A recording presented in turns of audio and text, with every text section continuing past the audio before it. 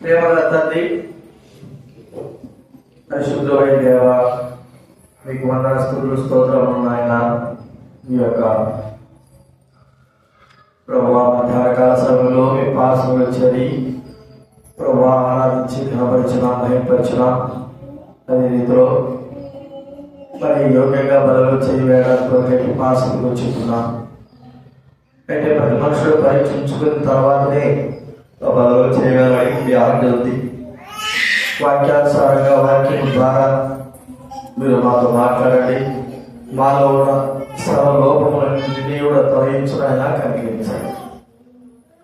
కృతజ్ఞతలు చెల్లిస్తూ మీరు సహాయం చేయవలసిన చేస్తూ ఇంకా రావాల్సిన తీసుకురండి. రైతుల మనసు మా హృదయాలను దయచేస్తున్నాం చూస్తుంటున్నాం. స్తుతిగా చెల్లిస్తూ యేసు ప్రభువు నామమున ప్రార్థించి వేడుచున్నాము తండ్రి. కొరింథీ రాసిన మొదటి పత్రిక 10వ అధ్యాయము 16-17 వచనం చదువుకుందా. మొదటి కొరింథీ 10వ అధ్యాయం 16-17 వచనాలు.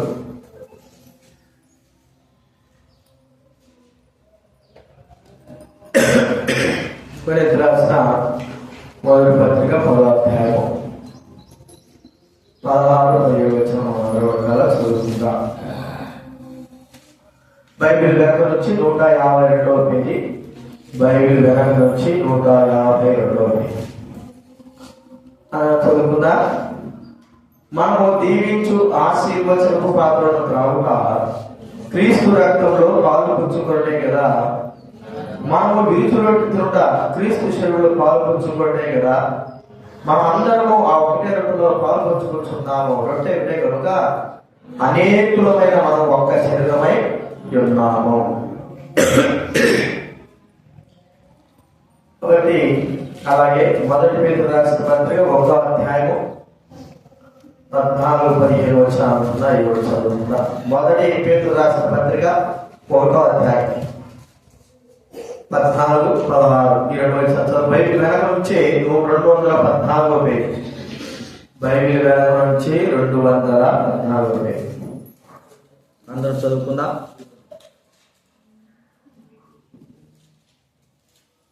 నేను పరిశుద్ధుడై ఉన్నాను కనుక మీరును పరిశుద్ధులై ఉండుడని వ్రాయబడినది కాగా, మీరు విధేయులకు పిల్లలై మీ పూర్వపు అజ్ఞాన దశలో మీకుండిన ఆశను అనుసరించి ప్రవర్తింపగా, మిమ్మల్ని పిలిచిన వారు పరిశుద్ధులైన ప్రకారము మీరును సమస్త ప్రవర్తన యందు పరిశుద్ధులై ఉండుడి.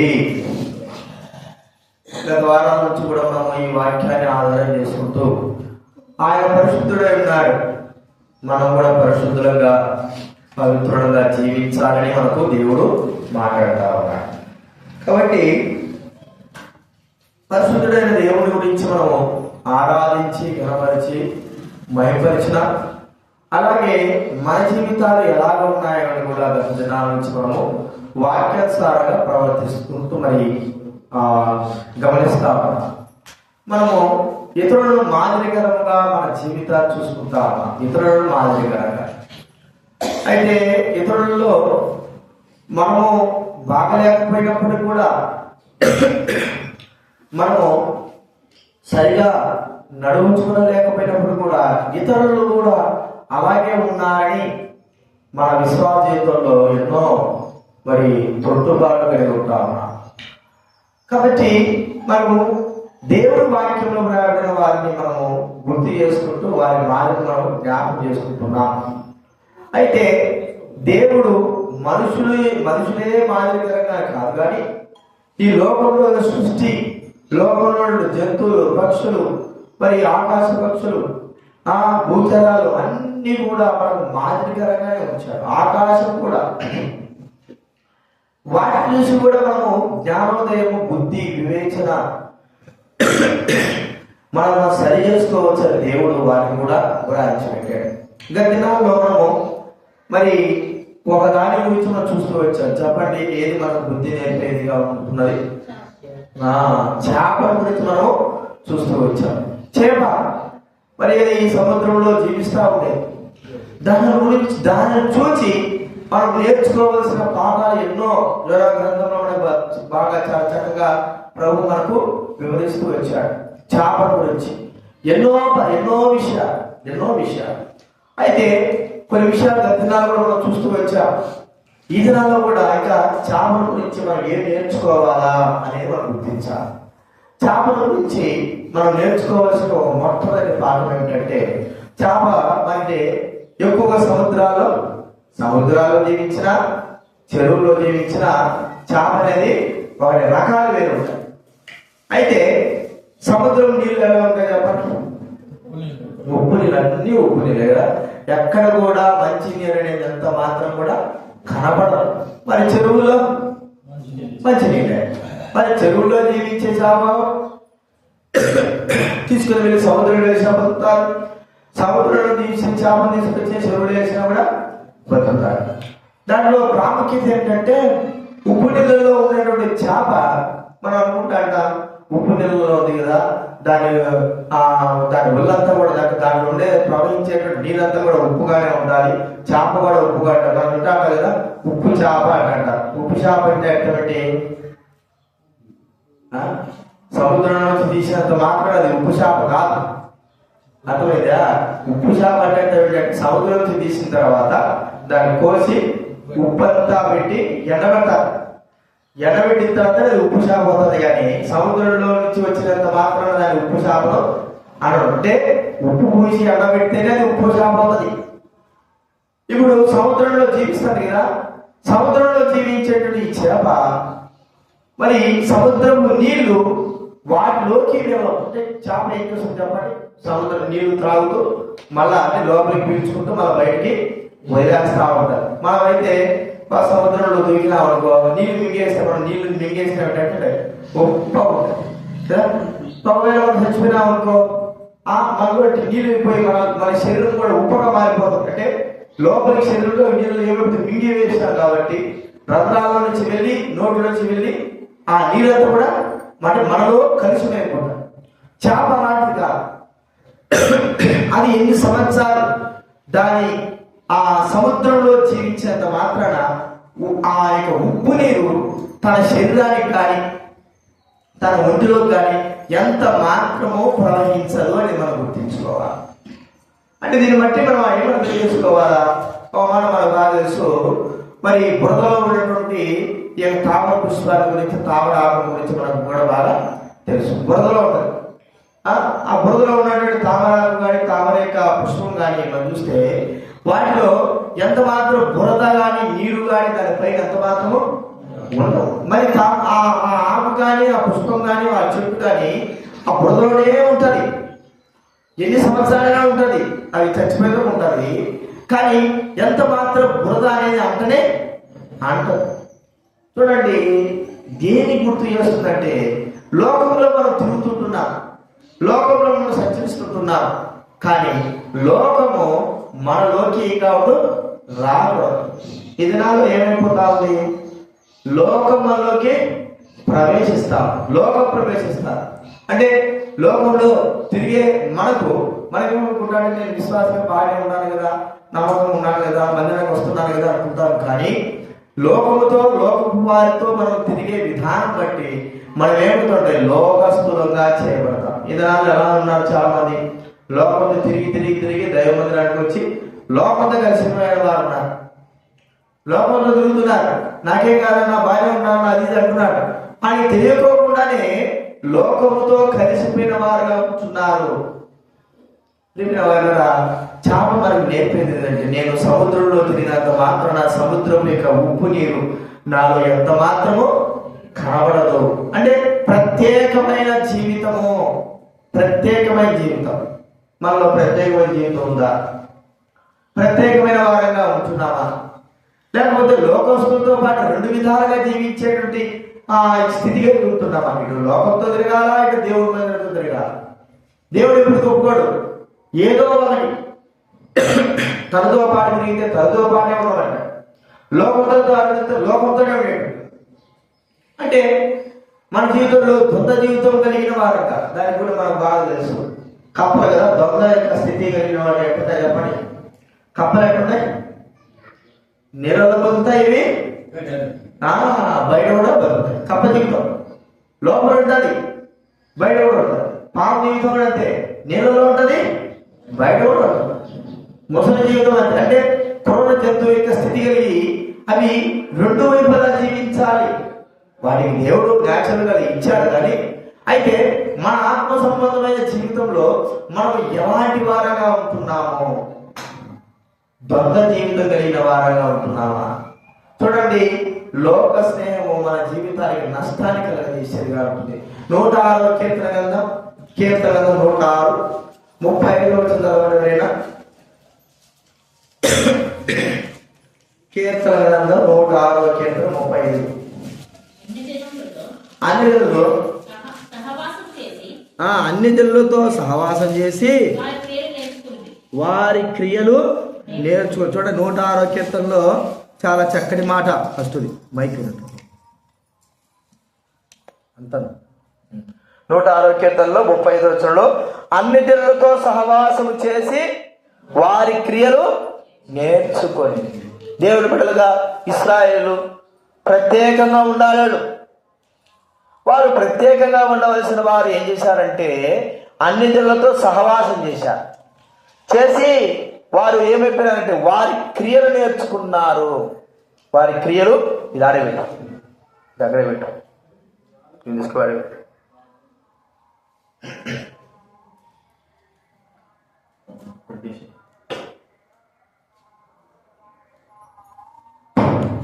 వారి క్రియలు నేర్చుకున్నారని మనం చూస్తా ఉంటున్నాం. ప్రియమైన వాళ్ళ మనం ఒకసారి గమనిద్దాము. లోకంతో తిరుగుతుంటున్న మన జీవితాల్లో లోకపు క్రియలు మనలోకి వస్తున్నాయా? మనము ప్రత్యేకమైన వారంగా ఉండాలని ప్రభు కోరుకుంటున్నాం.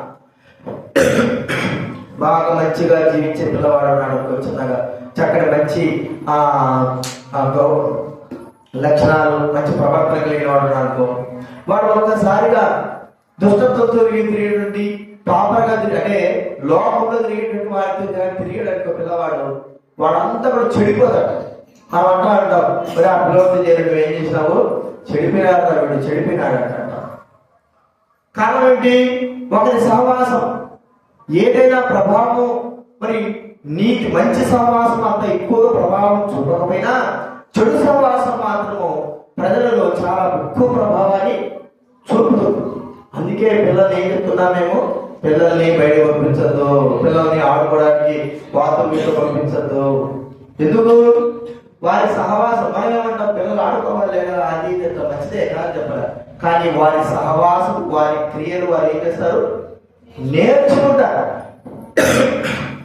కాబట్టి లోకంలో మనం ఎలాగ జీవిస్తున్నాం? చేప మనం నేర్పుతా ఉందంటే నేను ఉప్పు నీళ్ళలో తిరిగినంత మాత్రం నాకు ఎంత మాత్రం ఉప్పు అనేది లేదు. నేను ప్రత్యేకంగా ఉన్నాను. చూడండి, మనం ఒక పడవ పోతా ఉంది. పడవ నీళ్ళలో ఉండేంత మాత్రాన పడవకి ఏం ప్రాబ్లము ఉండదు. నీళ్ళపైన ఉన్నంత మాత్రాన పడవలో రంధ్రం పెడితేనే పడవలో కింద నీళ్ళు ఏమవుతుంది, లోపలికి వస్తేనే ప్రాబ్లం. నీళ్ళలో పైన ఎంత దూరమైనా సరే వెళ్ళిపోతూనే ఉండొచ్చు. కానీ ఎప్పుడైతే పడవకు రంధ్రం పడి కింద నీళ్ళు లోపలికి వచ్చినాయనుకో పడవలోకి, ఇక మునిగిపోవడము ప్రారంభిస్తుంది. అంటే అర్థం ఏమిటి? లోకంలో మనం తిరుగుతున్నాం, కానీ లోకపు క్రియలు మనలోకి రావడం. ఇశ్రాయేలు జీవితంలో మనం గమనిస్తే వారు దేవుని బిడ్డలు ఐగుప్తు నుంచి బయటకు వచ్చారు.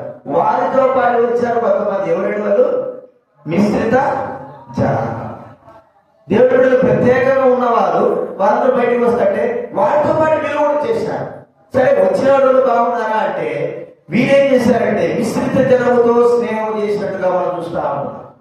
మిశ్రిత జనము స్నేహం చేసే వారు ఇశ్రాయేలు దేవుడిని వేధించినారు. మిశ్రిత జనం ఏం చెప్పిందో మిశ్రిత జనం ద్వారానే ఇలాంటి తిరిగాయని మనం చెప్పుకోవాలి. ఏమంటే చూడండి, మనం అందరం కూడా ఐగుప్తు దేశంలో ఉంటే దేవుడు మరి అక్కడ ఐగుప్తు మనకి ఏం చేశారు, మంచిగా కాకరకాయలు కీరకాయలు అన్ని ఇచ్చినారు, చేపలు ఇచ్చినారు, అన్ని ఇచ్చినారని వీళ్ళకు ఎక్కబడిశారు. ఎవరికి చెప్పండి? ఇస్రాయేల్. వీళ్ళు ఓరుకోకుండా వీళ్ళతో స్నేహం చేస్తారు కదా, అది నిజమే కదా. మనం బయటకు వచ్చేసాం కదా, మరి దేవుడు తీసుకొచ్చాడు కదా, మనకు ఆహారం పెట్టాలి కదా, చేపలు ఇవ్వాలి కదా అని ఎవరి మీద జరుగుతున్నారు? మోసే మీద జరుగుతున్నారు, దేవుని మీద. ఇది ఎట్లా వచ్చింది? వీరితో స్నేహం చేయడం ద్వారానే. చూడండి, దేవుడితో స్నేహం కాకపోకుండా అవిశ్వాసులతో, లోకస్తులతో స్నేహం చేస్తే లోకస్తుడు చేసే మొట్టమొదటి పని ఏంటంటే మనల్ని దేవుడి నుండి, దేవుని మందిరాల నుండి ఏం చేస్తాడు? దూరము చేస్తాడు. దేవుడి నుండి, దేవుని మందిరానికి దూరం చేశాడు. ఒకవేళ వాడు దేవుని మందిరానికి రాకపోయినా పర్వాలే, 199% వాడితో స్నేహం చేయడానికి వీలే లేదు. ఏదో ఒక దినాన వాడు మనం ఏం చేస్తాడంటే దేవుని మందిరానికి దూరం చేస్తాడు. వాడు వస్తే పర్వాలే, రాకపోతే మాత్రం మనమే పెరిగిపోతాం. లోకం వైపు ఇక్కడ ఉంది. ఇశ్రాయేలు ప్రజలతో సహవాసం చేశారు, చేసింది ప్రాముఖ్యంగా, కానీ వారి క్రియలు నేర్చుకున్నారు, వారి ఇష్ట ప్రకారం నేర్చుకున్నారు. చూడండి, వాళ్ళు సహవాసం చేసే 32వ అధ్యాయంలో దొడను పెట్టేసుకున్నారు. సహవాసం చేసే సంఖ్యాకాండ 25వ అధ్యాయంలో పాపము జరిగించినారు. సహవాసం చేసే వారు ఏం చేశారంటే దేవుడు మాట విడకుండా మరి సంఖ్యాకాలంలో వారు తృణీకరించిన వారుగా చూసుకుంటున్నారు. సహవాసం చేసే ప్రతిదాని సరువుడు గురువుడు చేస్తున్నారు. సహవాసమే. ఏ సహవాసం ఇది? లోక సహవాసము. ఎందుకలా మనం లోక సహవాసం చేస్తే దేవుడు దూరం అయిపోతాం, దేవుడి మందికి రాలేం, దేవుడి సహవాసానికి దూరం అయిపోతాం, దేవుడు మర్చిపోతాం. దేవుడితో సహవాసం చేయాలి, దైవులతో సహవాసం చేయాలి, దైవ వాక్యంతో సహవాసం చేయాలి. అందుకే మనం గమనించండి, దేవుని బిడ్డలతో మనం ఎక్కువ సహవాసాన్ని కలిగి జీవించాలి. ఇది మొట్టమొదటి చూస్తుంటున్నాం. చేపలో నీళ్ళు ఉప్పు నీళ్ళు ఉండవు అంటే ప్రత్యేకమైన జీవితాన్ని దేవుడు కూడా మనల్ని ప్రత్యేకమైన వారుగా చూస్తుంటున్నాడు. విశ్వాసులుగా, దైవుడుగా ఆయన చూడాలనుకుంటున్నాడు. అయితే మనము లోకస్తుల వలె మారిపోతున్నాం, వారితో కలిసిపోతున్నాం, వారితో జీవిస్తా ఉంటున్నాం. అది మనం గుర్తించుకోవాలి. రెండవదిగా చేపలో మనం నేర్చుకోవాల్సిన ఒక గొప్ప గుణం ఏంటంటే ఎదురీత చేస్తాం. చేప ఎప్పటికీ ముందుకే వెళ్తా ఉంటాం. అది ఎట్ట మునిగినా మనం వెనక నడవగలము, ముందు నడుస్తాం కదా. చేప ఏం చేస్తాం చెప్పండి? ఎదురైతే మీరు చూసినారు లేదో, వాగుల్లో వంగల్లో ఏం చేస్తే అది ఎగురుకుంటా ఎక్కువగా ఎంత ప్రవాహం చేస్తా ఉంటే అంత ఎదురుతూనే ఎదురుగా ఎదుగుతా ఉంటాం. అంటే కొట్టుకొని పోవడం ప్రాముఖ్యం కాదు, కానీ వాటి ఎదురు ఇది అవి జయిస్తాయి. ఈ దినాల్లో ఎదురుగా అంటే శ్రమలు వచ్చినాయి, కష్టాలు వచ్చినాయి, బాధలు వచ్చినాయి, ఇవి వచ్చినాయంటే మనం ఏం చేస్తామంటే పుట్టుబడతాం అంటే ఎదురు ఎదురలేము. చూడండి, ఈరోజు కదా, ఈరోజు మనము ఉదయాన్నే లేచిన వెంటనే మనకు మొట్టమొదటిగా వచ్చినటువంటి గురి ఏంటి చెప్పండి? ఉదయం లేయగానే మనకు వచ్చేటువంటి ఒక శ్రమ ఏంటి శ్రమ? మబ్బు వచ్చింది అంటే మబ్బు వచ్చింది. ఎప్పుడు మబ్బు ఈ రోజు వచ్చిందా? రోజు వస్తాడు కదా మబ్బు. ఈ మబ్బుకి వచ్చాక ఏమైపోయింది? చల్లగా అయిపోయింది. ఒళ్ళంతా చల్లగా అయిపోయింది, ఇల్లంతా చల్లగా అయిపోయింది. చల్లగా అయిపోయినాక మనం ఏం చేశాం చెప్పండి? మళ్ళా పడిపోయాం. చూసే తుప్పడకప్పడం. నాకైతే ఈరోజు చెప్పక ఈరోజు జూమ్ మీటింగ్ పెట్టారు. 5 గంటలకే లేయా, 5 గంటలకే జూమ్ మీటింగ్ వాక్యం చెప్పాలి, 5 గంటలకి ఎక్కడట్టుగా నాకు 4:30కే నాకు వచ్చింది. ఎట్టుందంటే లోపల రేపులు నీకంటే స్లాబ్ కదా, రేపు అబ్బా ఎంత సరి అంటే దుప్పటి కప్పుకునేవాడే ఆనంద సరి. ఇక లేయాలి తప్పు. జూమ్ మీటింగ్ అంటే దుప్పటి కప్పుకొని చెప్తాను వాక్యం చెప్పండి. సొక్కా వేసుకొని ఏం చేయాలా? మైక్ పెట్టుకోవాలా, సెల్ ఫోన్ పెట్టుకోవాలా, చెప్పాలా. ఒక అరగంట చెప్పాలా, అరగంట కూర్చోవాలంటే ఏంటి? ఎంత చలి ఉందంటే కింద కాలు పెడితే చల్లగా ఉండాలి, దుప్పటి మీద చల్లగా ఉండాలి, దుప్పటి కప్పుకుంటేనే వెచ్చగా ఉండాలి. ఏం చేయాలా? ఎంత అంటే ఆ భయంకరమైన చలి రోజు. సరే పడుకునే ఏది ఎదురు తీరాలి. ఇప్పుడు ఏమి తాగి సన్నిహిత అంతే. మన సన్నిహిత ఎలా ఏం చేసాం చెప్పండి? దుప్పటి కప్పుకొని అదే పడుకునే అదే ఈత ఈత సన్నిహిత. ఇక ఏం చేయాల? పరిస్థితి ఎంత భయంకరం ఉందంటే అందులో ఇప్పుడు నాకు జలుబు ఎక్కువ, దగ్గు ఎక్కువ వస్తుంది, జలుబు ఎక్కువ వస్తాయి. బయటికి తిరిగితే చూసినా నా గొంతు ఎక్కువ, మీకు అర్థమైపోయింది కదా. నాలుగు వారం నుంచి బాగా దగ్గు, చాలా బాగా. అయినా కూడా ఎక్కువ ఏం చేయాలి, పరిస్థితులు ఆదివారం, సోమవారం మంగళవారం అయితే ఇక తొప్పడి 7 గంటల వరకు పడుకోవచ్చు. ఈరోజు ఆదివారం ఉదయాన్నే లేయాల, పిల్లలు లేపాల, మనం స్నానం చేయాల, నీళ్ళు కాగిపెట్టుకుని ఉదయాన్నే 6:30 6:20 కల్లా ఏం చేసాం, నీళ్ళు స్నానం చేసేసాం. బట్టలు సరిలో స్నానం చేయాలి. చూసుకోండి, ఎవరి కోసము, ఎదురు తీరాలంటే ఏం కావాలి, ఏం చేయాలి, సరి అనుకోకూడదు. సరి చేసి స్నానం చేసి వచ్చిన తర్వాత తెలుస్తుంది. బయటకు వస్తే వణికిపోతాం. ఇక ప్రార్థన అయిపోయింది, స్నానం అయిపోయింది, ఇక బండి చేసుకొని మనం దుమ్మకపోయినా అంత సరైన తీరు. అసలు ఈరోజు మనం చాలా సరైన ఒక 15 నిమిషాలు ఆడు. దేనైనా సరే మనము ఎదురీత ఎదకపోతే, అంటే జయించలేకపోతే మనం వేస్ట్, శ్రమ. మనం ఎప్పుడు కూడా అట్లా చెప్తాం, ఇట్లా ఈ చలికాలంలో చలింటి, ఎండాకాలంలో ఎండటి, అలాగే ఈ ఏ కాలంలో నువ్వు చెప్పగలుగుతున్నావు, ఏ కాలంలో జయించగలుగుతున్నావు, ఏ కాలంలో ఎదురుతున్నావు, అన్ని కాలంలో అన్ని విధాలుగా చెప్తావు. ఇది ఏం బాగలేకపోతే బాగలేదండి. ఎప్పుడు ఎదిరిది మరి ముందుకు వెళ్తున్నావు.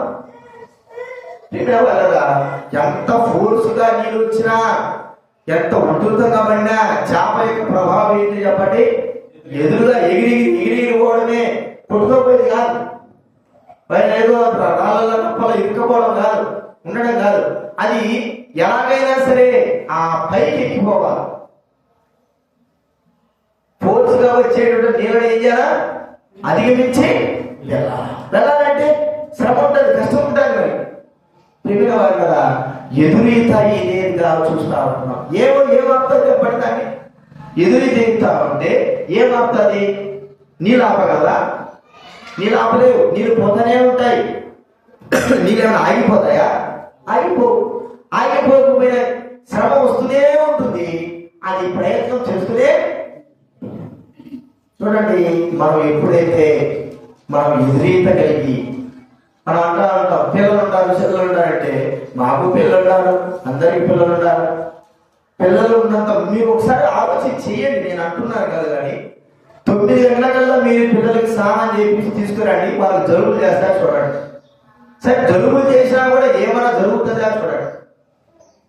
నేను అనేది మీకు ఊరికే అనలేదు, నేను చేసినా చెప్తున్నాను, ఊరికే కాదు, నేను చేసినా అని చెప్తున్నా. చిన్న పిల్లలప్పుడు కూడా నేను చేసిన మధ్యలో చదివినా సరే పర్వాలే, వాళ్ళు మన 9 గంటలకు 8 గంటలకు లేచేది కాదు. సురేశనా 9 గంటలకు 8 గంటలకు లేచేది కాదు. నేను చేసినామని చెప్తున్నా. ఒకసారి మీరు చూడండి, రోజంతా లేని చలి ఒక్క రోజుకే నేను జలుబు వస్తుందా? రోజంతా లేని బాధ ఒక్క రోజుకే జలుబు వస్తుందా? అర్థమైంది మీకు? రోజంతా చదువు, ఈరోజు ఒక్కరోజు కాదు, ఈరోజు ఒక్కరోజు కాదు, రోజంతా చదువు. మరి ఈ రోజు మనకి ఏది ప్రత్యేకమైన దినం. సరే, ఈ రోజు మనం చేస్తే ఏమైనా నష్టపడతామా? ఏ రోజు సరే రోజంతా నష్టపడినప్పుడు ఈ రోజు ఎందుకు పెట్టడం నష్టపడతాం? రోజంతా కూడా నష్టపడలేదు. 2 రోజులు 3 రోజులు కాదు, 10 రోజుల నుంచి సరే వస్తానే ఉంది. ఆ రోజు నువ్వు కానీ నీ పిల్లలు కానీ నష్టపడలేనప్పుడు ఈ రోజు పెట్ట నష్టపడతాం అంటే నిర్లక్ష్యమే. ఏం లేదు, నిర్లక్ష్యం. దేవుడి మందిరానికి మనము ఎంతగా మనము ముందుకుంటున్నాం. ఎదురు చూపు అప్పుడప్పుడు అనిపిస్తా ఉంటుంది. ప్రతిదానికి మానవుడు ప్రతిదానికి ఏదో ఒక సాగు చెప్పుకుంటున్నాడు. ఇప్పుడు చలికాలం కదా, చలికాలం అంతా కూడా అదే సాగు. ఇప్పుడు సరే చెప్పినాం. ఫిబ్రవరి మార్చి నుంచి మొదలైతే ఏం చెప్తాం? ఎండో కదవా అంతేనా? జూన్ నుంచి మొదలు పెడితే వానో వాడి ఇదేనా జీవితాన్ని ఇదే. వర్షం వస్తే వర్షం, ఎండ వస్తే నీకేం కాదు, చలి వస్తే నీవేం బాగా, అన్ని బాగానే ఉన్నాయి. కానీ ఎందుకు ఆ యొక్క మాట చెప్పుకుంటూ బ్రతుకుతా ఉంటాం. ఎప్పుడైనా ఎదురీత వచ్చావా? ఎదురీత ఒకటి గుర్తుపెట్టుకోనండి. చలికాలము కదా, చలికాలం. ఈ చలికాలంలో దేవుడు మనకు మంచి పనులు ఇచ్చాడు కదా. ఏ పనులు తింటా మనం చలికాలంలో? సీతాఫలం, ఇంకోటి కమలాఫలం, ఇవి కూడా తింటారు కదా. ఇవి కూడా ఈ టైంలలో ఎక్కువగా బత్తాయికాయలు కూడా అంటారు కదా, బత్తాయికాయలు. ఎందుకు చలికాలంలో ఏమి వస్తాయి, కాస్తాయి? వాటి ద్వారా మనకు మరి మంచిగా, అంటే బత్తాయి పళ్ళు రసాలు ఎప్పుడు తాగుతామని చెప్పండి? ఎప్పుడు తాగుతారు? ఎండాకాలం అంతేనా? జ్యూస్ చేసుకొని ఎప్పుడు తాగుతారు? ఎండాకాలం. మరి చలికాలంలో ఎందుకు వస్తాయి? మనం వాటిని చలికాలంలో తినాల్సినప్పుడు తినకోకుండా జలుబు చేస్తుంది, ఆరోగ్యం బాగా పాడైపోతుంది అంటాం. సరే, ఎండాకాలంలో ఏమొస్తాయి చెప్పండి? మామిడికాయలు వస్తాయి, ఇంకా వేరే ఏదో వస్తాయి. మరి ఎండాకాలంలో మనం తినకోకుండా, ఎండాకాలం తినేటప్పుడు మనం ఏమంటాం చెప్పండి? వేడైతే. మరి ఎందుకు దేవుడు ఎండాకాలంలో వాటికి రాశాడు?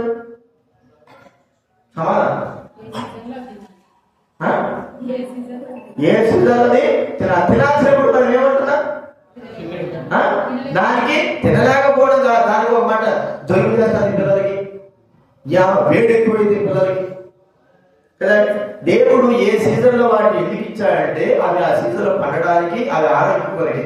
ఎప్పుడైతే నీకు అనారోగ్యం ఉంటుందో అప్పుడు తినకూడదు. నీకు బాగా జలుబు చేసింది చలికాలంలో, అప్పుడు తినకూడదు. జలుబు లేనప్పుడు ఎన్నైనా తినచ్చు.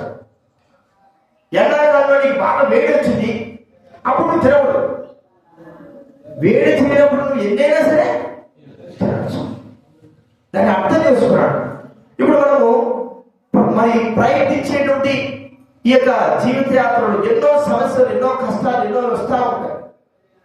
వాటన్నిటిలో మనం ఎందుకు సమయం బట్టి ఆగిపోతుంటున్నాం? మనం ఒకసారి గుర్తించుకోవాలా. సమస్యలు, ఈ నీళ్లు కానీ, మంటలు కానీ, ఈ చలి కానీ, వర్షం కానీ మనల్ని ఏమీ చేయదు. మన పరమే.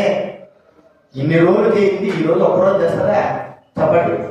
ఇన్ని రోజులుగా వస్తాను కదా, ఇన్ని రోజులు చలిలో పడుకుంటున్నారు. ఇన్ని రోజులు చేయలేక చలి యొక్క ప్రభావం ఈ ఒక్క రోజుకే మనకు కష్టమైపోతుందా? అంటే అర్థం ఏమిటి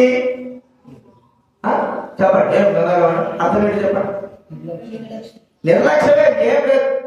ఇన్ని రోజులు సరి మనకి ఎటువంటి ఎఫెక్ట్ చేయింది, ఇన్ని రోజులు ఎండ మనకి ఇప్పుడు ఎప్పటికి ఎఫెక్ట్ చేయింది, ఇన్ని రోజులు వర్షంలో తడిసినా కూడా ఎఫెక్ట్ చేయింది. దేవుని సన్నిధికి వచ్చినప్పుడే అది ఎఫెక్ట్ చేస్తాయంటే అర్థం ఏంటి? నిర్లక్ష్యమే దక్క.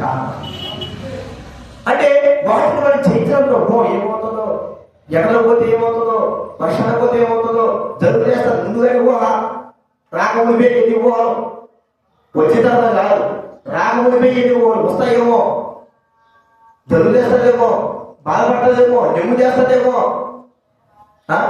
ఎండ పెట్టబట్టదేమో. రాకముందే ఇవన్నీ ఆలోచిస్తే ఇక వచ్చితే ఇక వెంటుంటారు చెప్పు. రాకముందే ఆలోచిస్తున్నా, వచ్చితే వస్తే ఆ ఆలోచన ఎలా ఉండాలి? ఏ సమయంలో ఉండాలి? ప్రతిదినం ఉండాలి. ఆలోచన ఎలా ఉండాలి? ప్రతిదినం ఉండాలి. కానీ ఎప్పుడు ఆలోచన మనకు వస్తుంది? చెప్పండి. ఆదివారం రోజే వస్తాను, రోజు ఆదివారం రోజే వస్తాను. ఏది ఆలోచన? మా తెలుగు చేస్తారు, కొడుకు తెలుగు చేస్తారు. ఇప్పటికే నిమ్ముంది. ఇన్ని రోజులు నిమ్మ ఏమైపోయింది? ఇన్ని రోజులు చేయకాల, ఇప్పుడు చేయకాలి. ఈ రోజు ఎక్కడ ఎక్కువైపోతారు. ఈ రోజు తలసానం, ఈ రోజు ఎన్ని రోజులు కాదు, ఈ రోజే బాగా అయిపోతుంది. పిల్లలకి జలుబు చేసేస్తారు, ఈ రోజే మోసపోతారు. ఏ రోజు మోసపోడు? ఎండాకాలం కూడా మీ పిల్లల్ని వాడు ఎట్ట తిరుగుతాడంటే అది తిరుగుతాడు. ఆదివారం వచ్చాడంటే ఆ రోజు మోసపోతాడు. ఎప్పుడు?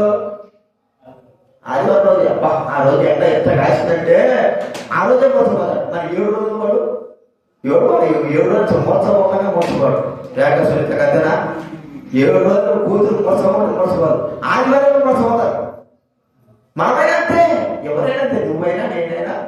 ఆ సాగు అనేది ఎప్పుడు చెప్తారంటే కరెక్ట్గా ఆదివారం లేకుండా సాగు చెప్పండి మీరు మీ జీవితంలో. మీ గుడ్డల మీద చేసుకొని ఆదివారం లేకుండా శనివారం నుంచి సోమవారం వరకు చెప్పే ఒక్క సాగు చూపించండి. కాబట్టి ఒక్కటి చెప్పండి. ఆదివారం ఎన్ని సాగులు అంటే రాసుకోండి, మీరు పేపర్లో రాసుకోవచ్చు. ఇంకా ఏదైనా రాసుకోవచ్చు. ఉదయం లేచినప్పటి నుంచి రాత్రి పడుకునేంత వరకు ఒకటి కాదు.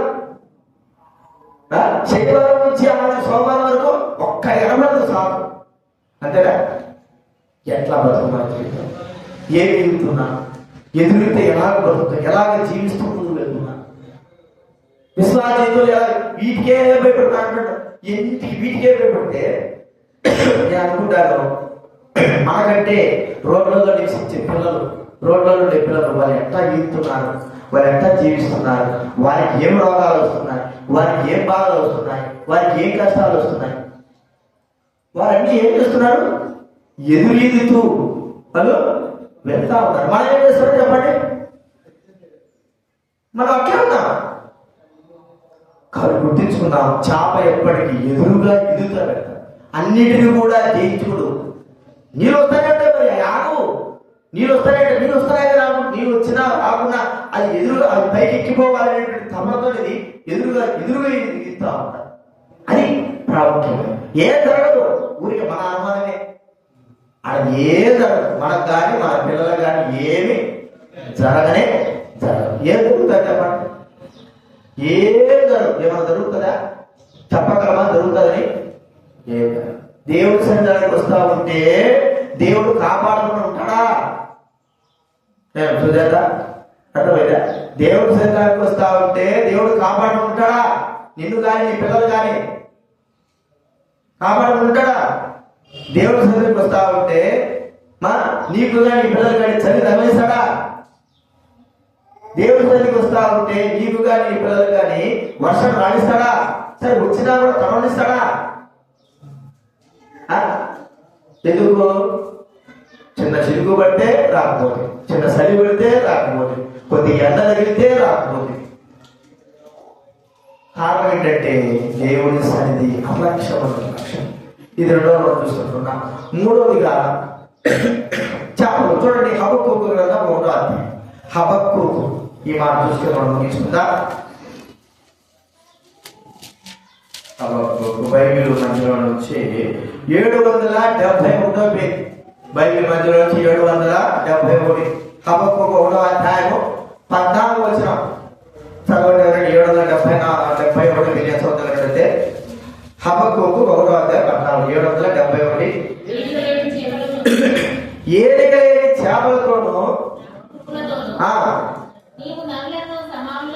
చేసితివి, వాడు గాలం వేసి మానవులందరినీ గుచ్చిలాగి ఉన్నాడు, ఉరులు వచ్చి చిక్కించుకొచ్చున్నాడు. వాడు తన వలలో వారిని కూర్చుకొని సంతోషపడి గంతులు వేయించున్నాడు. చేపలు ఒక్కోసారి బుద్ధి లేని కూడా అనుకోవచ్చు కదండి, బుద్ధి లేని కూడా అనుకోవచ్చు. ఏం చేస్తారు? చేపలు పట్టాలంటే, చేపలు పట్టాలంటే మనకు అందరికి అడగలేదు కదా. చేపలు పట్టాలంటే గాలం వేయాలి. కొంత గాలం వేస్తే కుదరదు, గాలం వేస్తే కుదరదు. దానికి ఎర అనేది ఏదో ఒకటి, ఎంత పెద్ద చేప పట్టాలంటే అంత ఎర వేయాల. చేపలు పట్టేది వాళ్ళకి చెప్పేదంటే ఒక చిన్న చేప పట్టాలతో ఎర వేస్తారు. దానికి తర్వాత పెద్ద చేప పట్టాలనుకో కొద్దిగా చేపలు వేయాల్సి వస్తుంది. చచ్చిపోయిన చిన్న చేపలు కూడా పెట్టాల్సి వస్తుంది. అంటే వల అనేది మనం చూసుకుంటున్నాం, గాలం చూసుకుంటున్నాం. ఇక్కడ సాతానుడు ఏం చేస్తున్నాడంట? గాలం వేసి మానవులందరూ ఏం చేస్తున్నాడు? గుచ్చి లాగుతా ఉన్నాడు. ఇప్పుడు అందరికి కూడా గాలం వేస్తున్నాడు. ఒక్కొక్కరికి ఒక్కొక్క పైన వల ఒకేసారి వేస్తారు. గాలం అనేది ఒక్కొక్క దానికి పడుతుంది. అంతే కదండి, గాలము ఒక్కొక్క దానికి పడుతుంది. వల అంటే అందరికీ వేస్తాడు. వల వేయడానికి ఒకవేళ చేత కాకపోయినా సాతానుడు ఏం చేస్తాడంటే గాలం వేస్తాడు. ఎట్లా వేస్తాడు? వాళ్ళ దగ్గర అనేక రకాలైన గాలాలు ఉంటాయి, అనేక రకాల గాలాలు. గాలం అనేది ఒకటే ఉన్నా కూడా లోపల వాటికి అనేకమైన పెడతా ఉంటాడు. ఏంటి? ఎరలు. ఆ ఎర ఏమిటి? ఎరండి చెప్పండి. మింగేటంటే ఎర ఏంటంటే ఒక్కొక్కరికి ఇష్టమైనది పెడతాడు. ఏం కూర్చోదన్నా? నీకేం గాలం వేశాడు?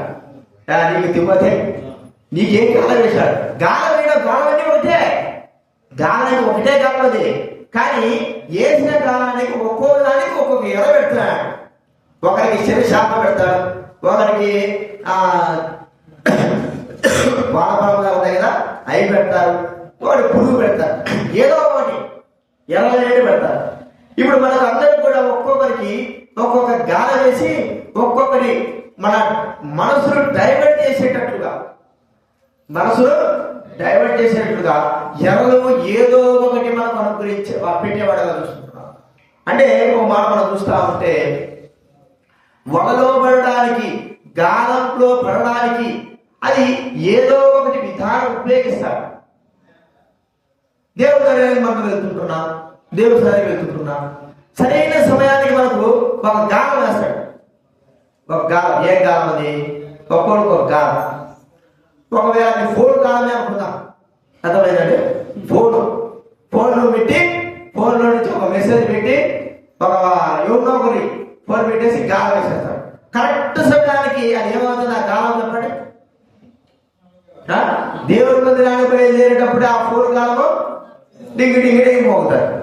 ఇక ఫోన్ ఎత్తనే ఉండదు, మనం ఆ గాయం పడిపోతాం కదా. అర్థమైందా?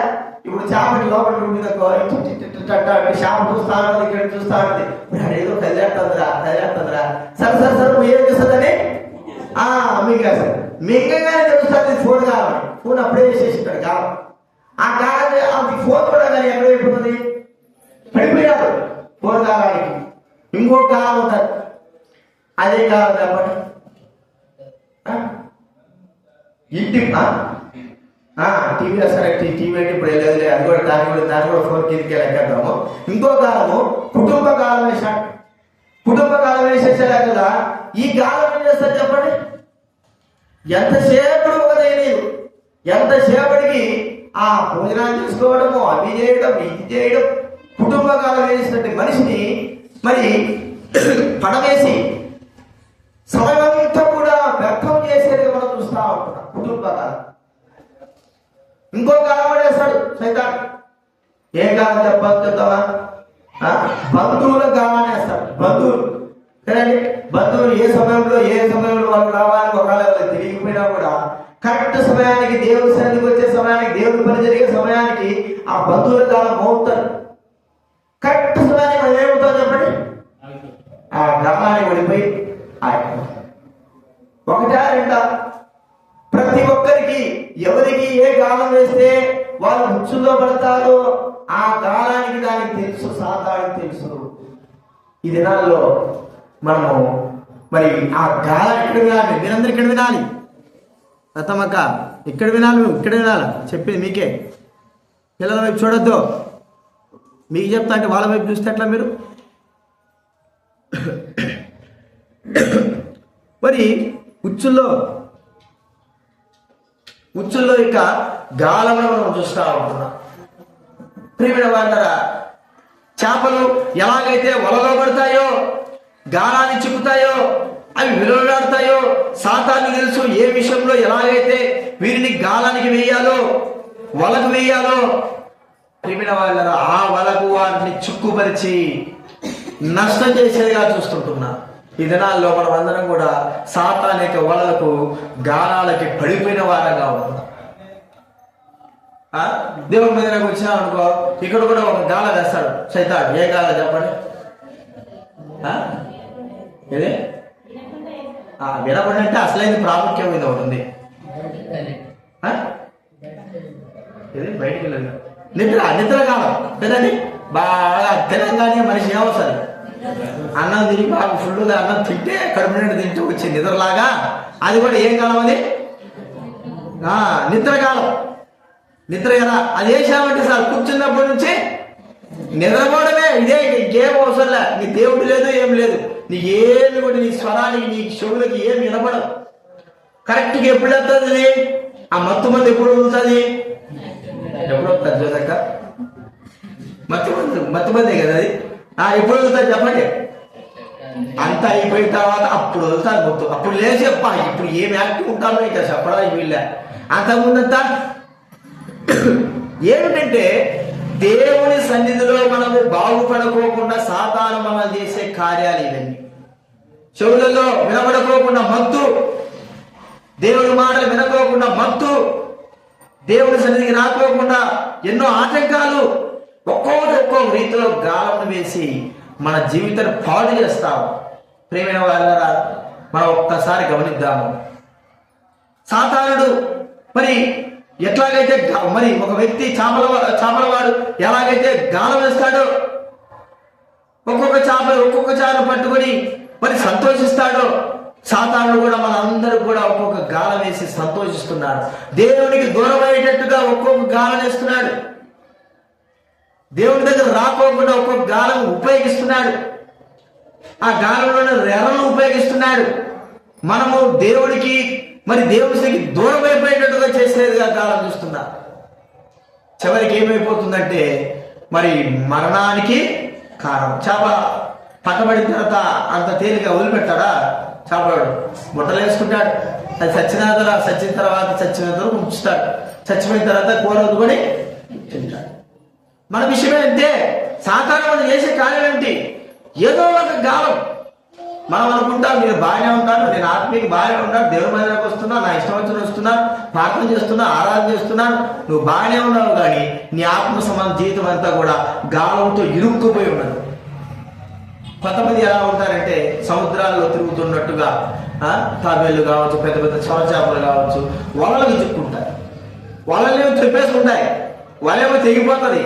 కానీ వాటికి చుట్టుకున్న వలలు ఆ తాళ్ళు ఎలా ఉంటాయి చెప్పండి? వల ఇప్పుడు వేస్తారు. 1 కిలోమీటర్ 2 కిలోమీటర్లకు పోతుంది వల. ఈ మధ్యలో పడిపోతాయి ఏంటి? చేపలు. ఒకటి పెద్ద చేప ఉందనుకో వలను తెంపేస్తుంది, ఎట్లా తెంపేస్తుంది. కానీ ఆ వల దాన్ని చుట్టుకోపోయి ఉంటుంది, మెడలు చుట్టుకోపోయి ఉంటుంది, మరి ఆ యొక్క వాటి రెక్కలు చుట్టుకోపోయి ఉంటుంది. వాటిని తీసుకోలేదు కదా, వలనేమో చెప్పగలుగుతూ వచ్చావు. వాటికి అంటుకున్నటువంటి గట్టిగా పట్టబడినటువంటి వాటిని తాబేలు చూడండి, పెద్ద పెద్ద తాబేలు ఏం చేస్తాయి? ఇక్కడ వరకు గొంతుకు పట్టేసుకుంటాయి. నోట్లో కూడా కుక్కి కూడా ఉంటుంది. కొన్ని చేపలు ఏం చేస్తుంటే కుక్కితో సహా లాగేసుకుంటాయి. కుక్కిలు అలాగే ఉంటాయి. చూడండి, సాతానుడు ఏం చేస్తున్నా అంటే మనం తెంపుకున్నా సరే వాటిని ముచ్చుల గట్టిగా పట్టేటట్లు పట్టేస్తాం. మనం ఒక్కసారి గ్రహించాలి. చేపల కంటే తెలివి లేదు కాబట్టి అవి వలలో పడుతున్నాయి. మనము తెలివి ఉన్నవారమా తెలియలేని వారమా? కాస్తో తీస్తో కొంత తెలివి ఉన్నవారమే కదా, కొంత తెలివి ఉంది. తెలివి ఉండి కూడా మనం ఏమవుతున్నాం? సాతాను యొక్క ఉచ్చుల్లో ఒక్కసారి మనం గమనిద్దాం. ప్రియమైన వారలారా, ఒకటే ఒక టార్గెట్. సాతానుడు ఏం చేస్తాడంటే వల వేయాలా, పట్టుకోపోవాలి, వల వేయాలా, పట్టుకోపోవాలి. మనం ఆ వలలో చెప్తుంటున్నాం, ఇది బాగానే ఉంది అనుకుంటున్నాం, నష్టపడుతున్నాం. ఎంత నష్టపడుతున్నామంటే ఒక్కసారి గుర్తించుకోరాడు. జీవితంలో ఎంతో నష్టపరచబడుతుంటున్నాం. దేవుడి సన్నిధికి దూరమైపోతున్నాం, ప్రార్థనకు దూరమైపోతుంటున్నాం, దేవుడి కార్యాలు దూరమైపోతుంటున్నాం, చేయవలసిన కార్యాలు చేయలేకపోతుంటున్నాం. చివరికి మన జీవితంలో శూన్యము మిగిలిపోతా ఉంది. గుర్తించుకుందాం, వలలో సాతానుడు చుక్కుంచుకోవాలని ఎదురు చూస్తున్నాడు. ఇదివరకే పడిపోయినాం వలలో, ఇదివరకే పడిపోయినాం. ఆ వల నుంచి విడిపించుకోవాలి. లేకపోతే మనం ఏదో విడిపించుకున్నాం అనుకుంటాం, కానీ మన మెడకు చుట్టుకున్నటువంటి వలతాడు విడిపోలేదు. దాని నుంచి కూడా విడిపించుకోవాలి.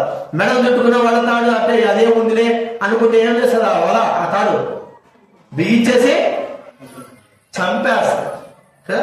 కాబట్టి గుర్తించుకుందాం. ఈ చేపల గురించి మనం నేర్చుకోవాల్సిన పాఠాలు. మొట్టమొదటిగా చేప నీళ్ళలో ఉన్నంత మాత్రాన ఉప్పు నీళ్ళు దాని లోపలికి వెళ్ళనే వెళ్ళం. లోకంలో మనం జీవిస్తున్నాం, లోకంలో ఉంది. ఇప్పుడు లోకంలోకి వచ్చింది. మనం లోకంలో ఉండకూడదు, లోకంలోకి వచ్చేసి లోకంలో తిరుగుతున్నాం, లోకంలో బ్రతుకుతుంటున్నాం. పైకి మాత్రమే దేవుడు బిడ్డలమని మనము మరి మెబ్బ పెట్టుకుంటుంటున్నాం. లోకమంతా లోకం ఉంది. వారు అన్ని జనులతో సహవాసం చేసి వారి క్రియలు నేర్చుకున్నారు. ఆ క్రియలు భయపడుతున్నాయి, క్రియలు భయపడుతున్నాయి. మన దేవుడి బిడ్డలు చెప్పుకున్నంత మాత్రాన కాదు, కానీ మనం లోకం వల్ల ఎంత ఉన్నది అనేది మన క్రియలు మనకు సాక్ష్యము చెబుతాయి. క్రియలు మనకు సాక్ష్యం చెబుతాయి. రెండోది ఏం చూస్తున్నా చెప్పండి? ఎదురు చేప కలిగింది ఏం చెప్పండి? ఎదురు ఈదుతా ఉంటుంది. ఎన్ని శ్రమలు వచ్చినా, ఆపే శ్రమలు ఎన్ని వచ్చినా, కష్టమైన ఎన్ని వచ్చినా, పరిస్థితులు ఎన్ని వచ్చినా, చేప మాత్రం ఎదురు ఈదుకుంటా పారే నీళ్ళల్లో ఎదురుతా వెళ్తా ఉంటాడు. వాటన్నిటిని కూడా వెనక్కి చూడదు. మనం అంతా కూడా వెనక్కి చూడడమే. ఏమేమి ఉన్నాయి, ఎలా ఉన్నాయి, పరిస్థితులు ఏంటి, బాగలేదు, పిల్లలు బాగలేదు, మాకు బాగలేదు, కుటుంబం బాగలేదు, ఇవన్నీ కూడా చూసుకుంటూ వెనక్కి వెళ్ళిపోతున్నాం. ఎదురు లేకపోతున్నాం. ఏమి చేయలేవు, ఏమీ కాదు. కానీ మనము వెనక్కి వెళ్ళి ఎంతో నష్టపరచబడుతున్నాం ఒకసారి గుర్తించుకున్నాం. అంత మాత్రమే కాదు, చివరిగా వలలో పడుతున్నాయి. తెలివిలేని చేపలకి వలలో పడుతున్నాయి. మనం ఎందుకు వాళ్ళు సాయంకాలం వల్ల పెడుతున్నామంటే మనకు ఒక్కోడికి ఒక్కొక్క ఎర వేసేసాడు. ఆ ఎర్రను బట్టి మనం ఏమైపోతున్నా ఆ ఎర్రను తట్టుకోలేక, ఆ ఎర్రను చూసుకొని దాన్ని పట్టుకొని దాన్ని విడిపించుకోలేక నష్టపరచబడి సాతాను వల్ల పడి దేవుడికి దూరమైపోతా ఉంటున్నాం. ప్రియమైన వాళ్ళారా, మనం ఏదో దేవుడి మందిరానికి వస్తున్నామన్నంత మాత్రం కాదు, అన్ని విషయాల్లో కూడా ఎదుగుదల ఉండాలి. లేకపోతే ఎక్కడో మనం వలలో పడ్డామో, ఎక్కడో మనం చిక్కబడ్డామో అది గుర్తించుకుంటాం. ఏదో వస్తున్నానులే, లేకపోతే ప్రార్థన వస్తున్నాను కాదు. అన్ని విషయాల్లో కూడా నువ్వు ముందుగా ఉంటేనే వలలో లేనట్టు. ఏదో ఒకసారి రోజు వచ్చినట్టుగా ఏదో వస్తూ పోతున్నట్టు ఉంటే నేను సాతాను చేశాడు, పట్టుకొని ఉన్నాడు, నీకు మెడగేసినాడు, లేక నీకు గాలాగేసినాడు, పట్టుకొని ఉన్నాడు. చిక్కబడిన వారంగా ఉంటున్నాను. కాబట్టి మనం జ్ఞాపకం చేసుకున్నాం. ఇప్పటికి అలాగే ఉంటే ఒకవేళ వల చూపించుకున్నావు, గాలి చూపించుకుంటున్నాము, కానీ వల యొక్క తాళ్ళు నీకు చుట్టుకొని ఉన్నాయా? వాటి నుంచి కూడా విడిపించుకోవాలి. లేకపోతే మన జీవితంలో ఎంతో నష్టపరచబడతాము. అది మనం గుర్తించుకొని మనము ఉన్నామా లేదా అని గుర్తించుకొని ప్రార్థన చేసుకుందా.